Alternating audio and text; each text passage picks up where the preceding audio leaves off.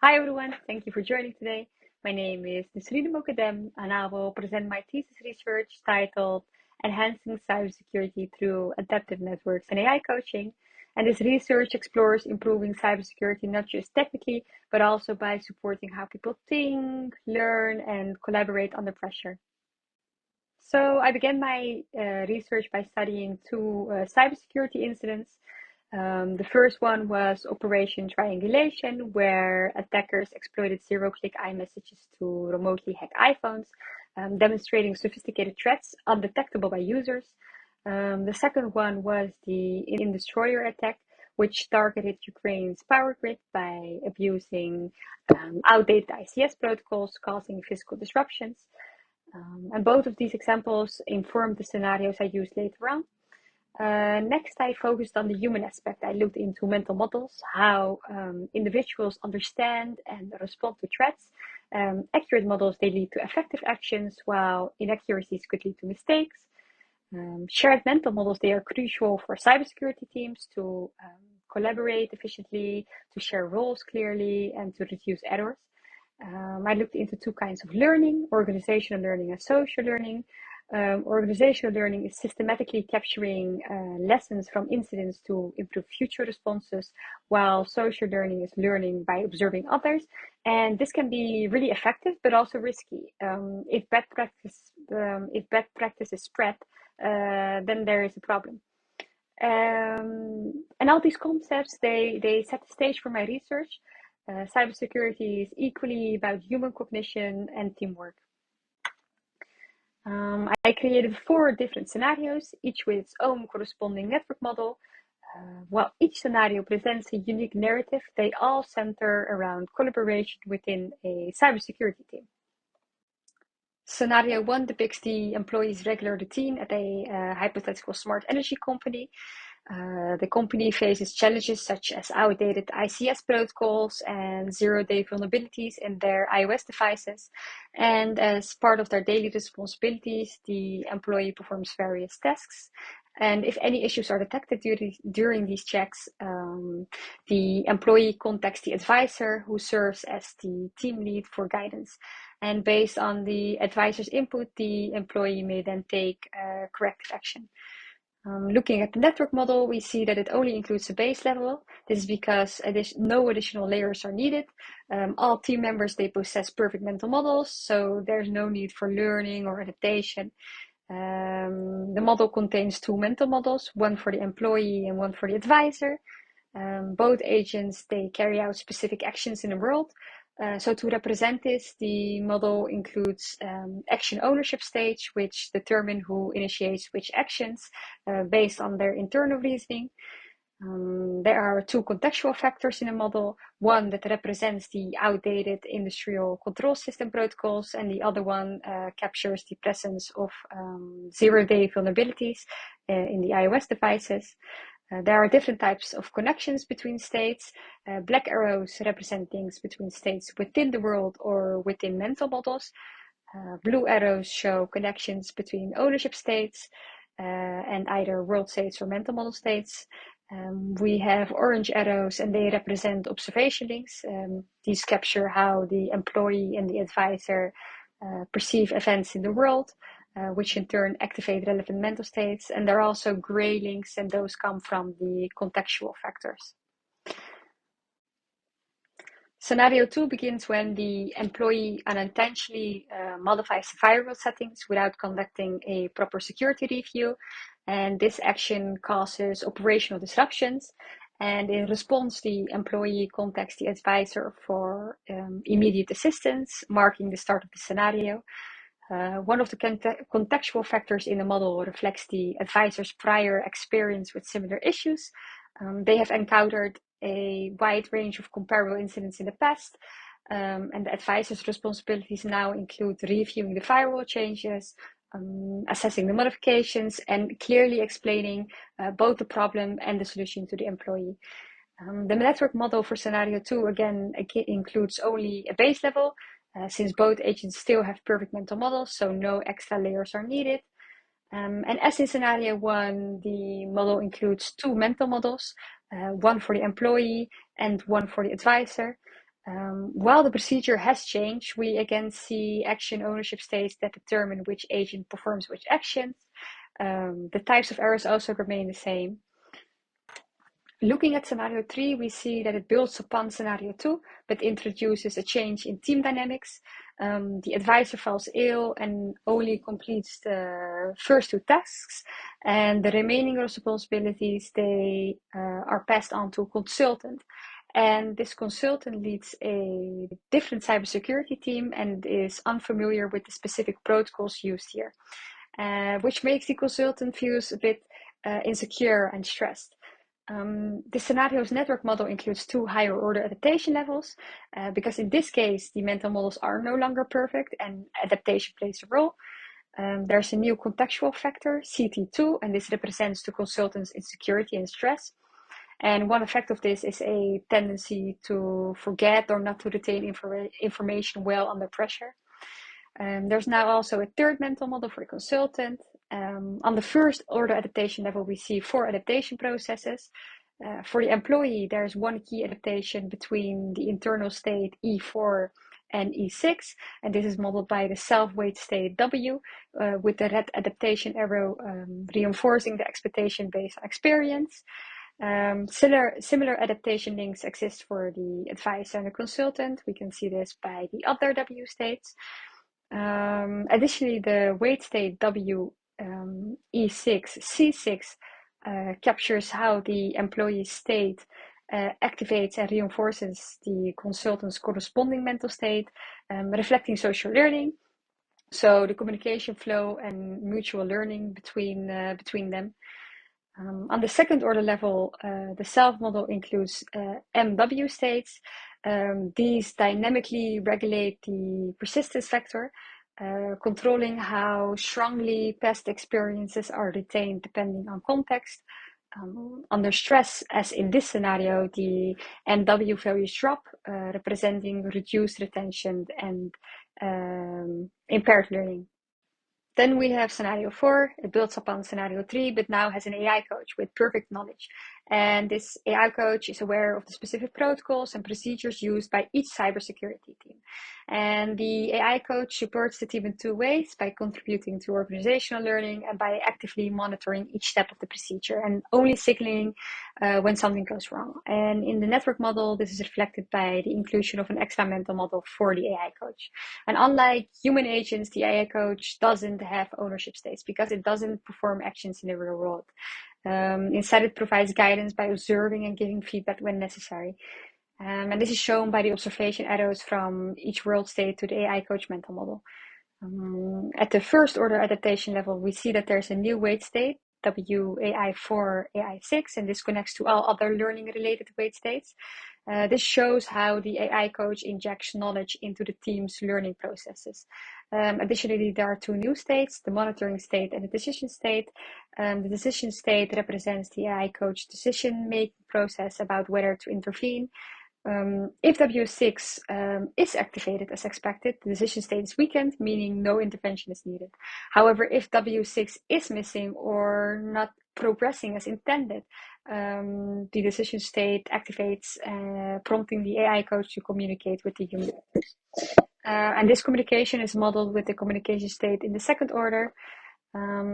This communication then influences learning at the first order level as it leads to adaptations in the W states, showing how the AI coach intervention helps reinforce or even correct the team's internal expectations and behavior.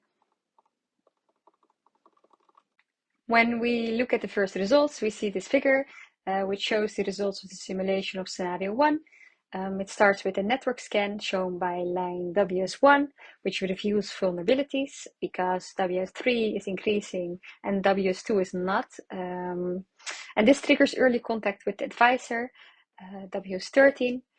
The employee continues their diagnostic steps. It reviews access logs, it checks ICS configuration, it assesses the iOS app, and all of these lead to suspicious behavior. And these are all aligning with the contextual factors such as the outdated ICS protocols and the zero-day vulnerabilities. And although the advisor begins offering guidance early on, we see WS15 already rising around TS2. the employee doesn't act immediately. Instead, they complete all checks before initiating resolution actions. And only after WS12 rises does the employee implement security measures. So this shows a structured step-by-step approach where the employee relies on advisor input, but waits for a full diagnostic picture before taking corrective action. This figure shows the results of scenario 2. It shows the progression of world states in a case where the employee made unauthorized firewall changes. The scenario starts with the employee contacting the advisor, WS1. The advisor reviews the firewall modifications, WS2, and performs a full assessment, WS3. And this confirms that there are misconfigurations as WS4 is increasing and WS5 is not. Next, the advisor explains the issue and solution, W6, after which the employee implements the fix, as you see W7 increasing. And at this point, WS8, meaning the solution works, and WS9, meaning the solution fails, both begin to rise. But as WS7 nears completion, so when it's nearing value is 1, the WS9 drops while WS8 increases, confirming that there is a success. WS5, meaning that there is a positive assessment, starts increasing too, indicating that the firewall is now correctly configured.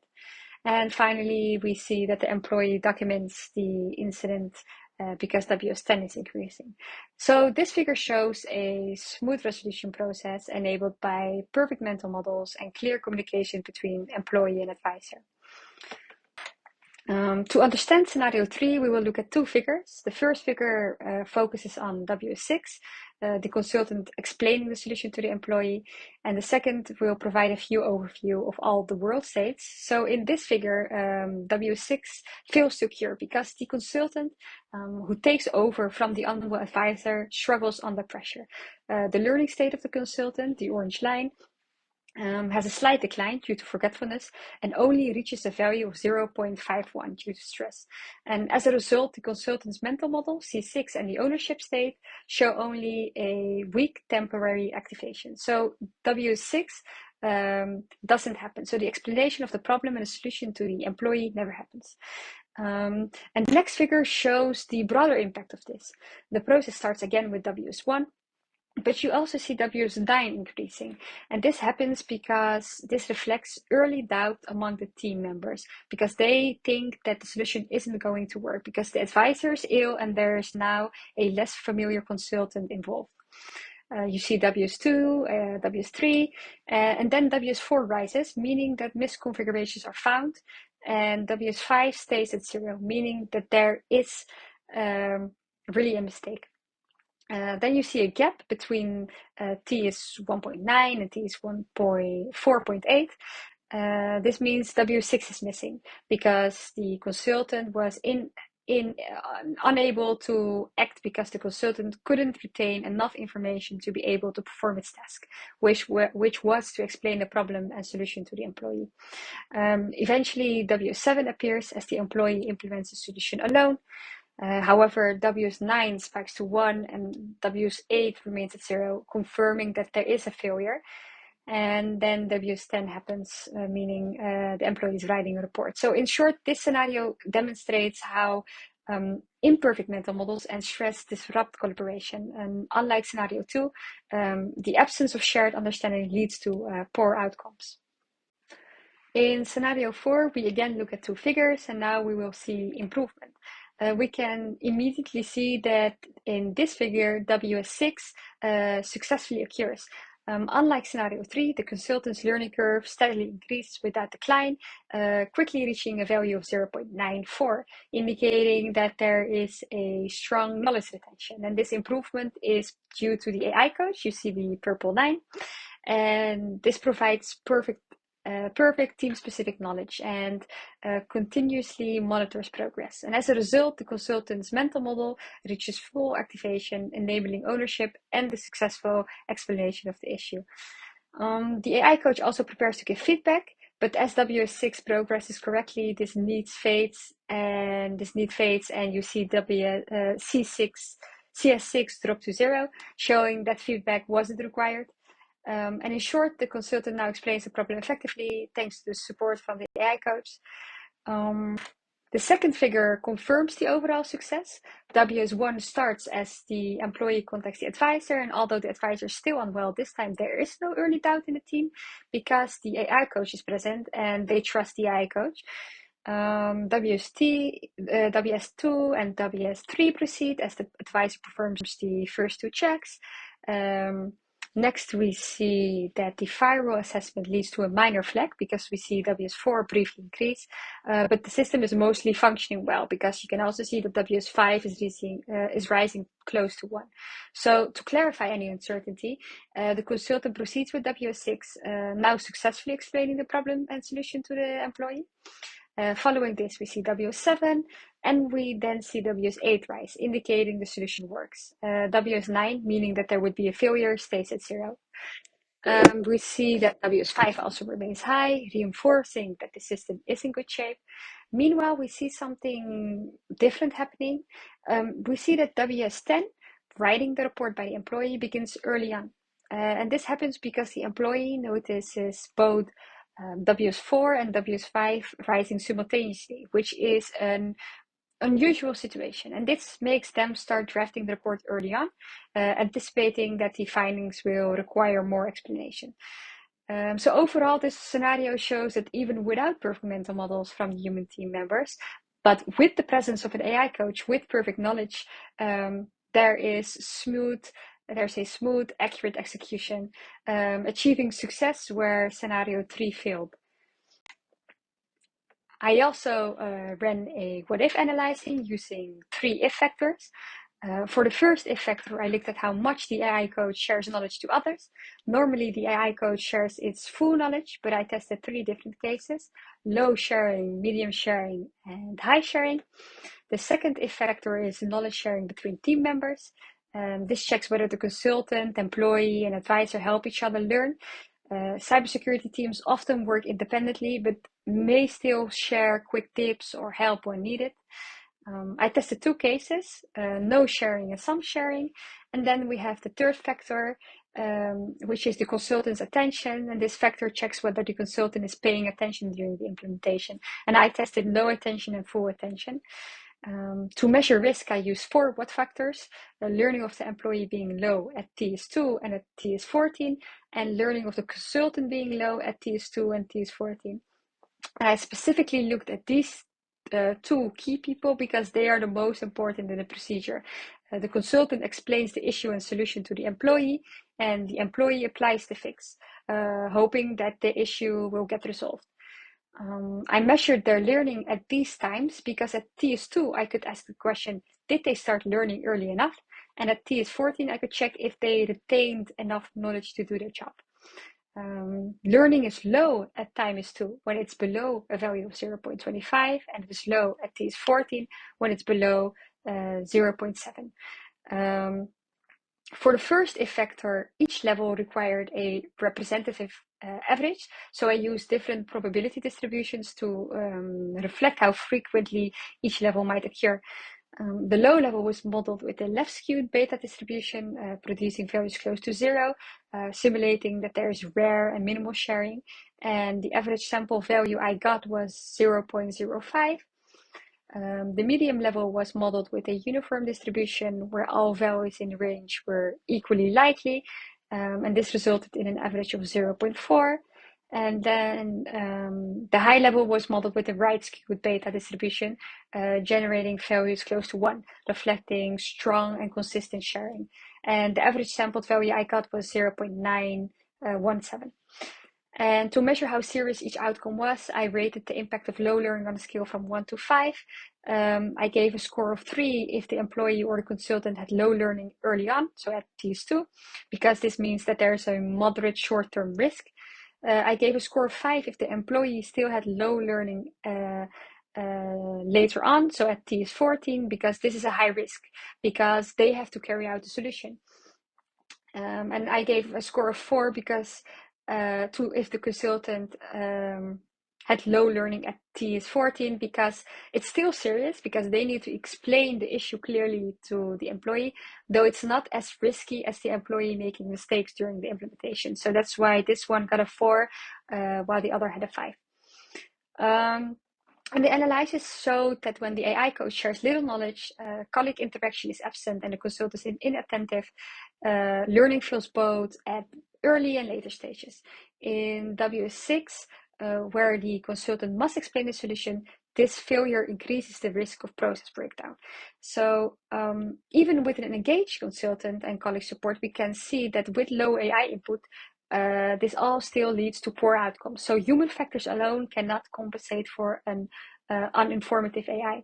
With medium AI sharing, we see that learning only improves slightly, and even with an attentive consultant and with colleague collaboration, the retention at TS14 remains below the safe threshold.